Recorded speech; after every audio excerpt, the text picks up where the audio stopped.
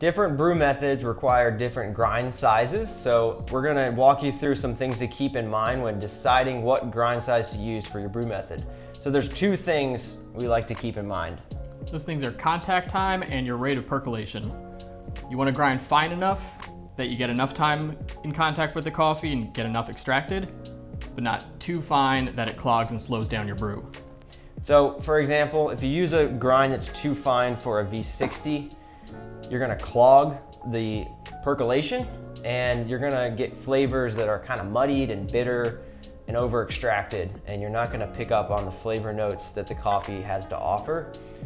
Whereas same token, if you use too coarse of a grind for the V60, the water will percolate through the brew bed very quickly and you won't have enough contact time to pull out the flavors. So you're gonna have thin, sour, unbalanced flavors. So let's go ahead and walk through some of these brew methods. Mike, you wanna start us off on the fine end of the spectrum? So starting with espresso, that's about as fine as you're ever gonna grind. Because it's such a small dose of coffee and water and such a fast brew time, you need that finest grind possible to really extract the most from that coffee. Moving on to the AeroPress.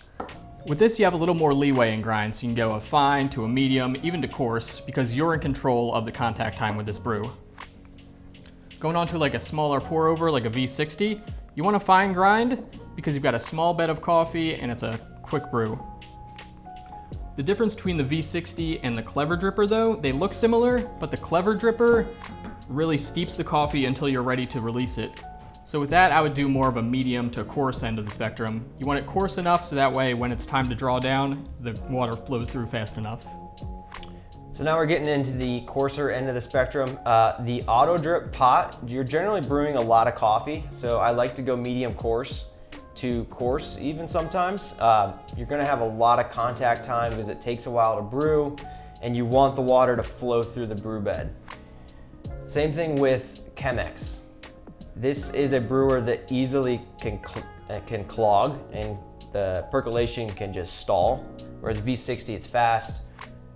Chemex, the filters are thicker and the way it works, it just can be really slow sometimes. So use a medium coarse to a coarse grind setting for Chemex.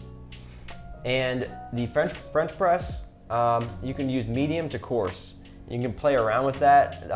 The finer you go, the more fines that you will get in your cup. So it'll be a little dirtier. But even when you're grinding coarse using a French press, you're still gonna get fines that sneak their way through. And don't really worry about over extracting using a French press. You can let that thing steep for 10 minutes and it's not gonna over extract. You'll get nice, rich, smooth flavors the longer you steep it. But 4 minutes is kind of a rule of thumb, but don't worry about letting it sit a little bit longer. So this coarse grind on our Baratza Encore was ground on 20 and the fine was ground on 10. So these in the middle were like 14 and 17. Whereas the espresso, that was ground on our commercial espresso machine. So the Baratza Encore, it's a great home grinder. It goes from 0 to 40, but we're really only using 10 to 20 as our ballpark of where we're grinding our coffees with that grinder. So I hope this was helpful for you as you think and need the visuals to have a reference point when you're trying to decide on what grind size to use for your brew method.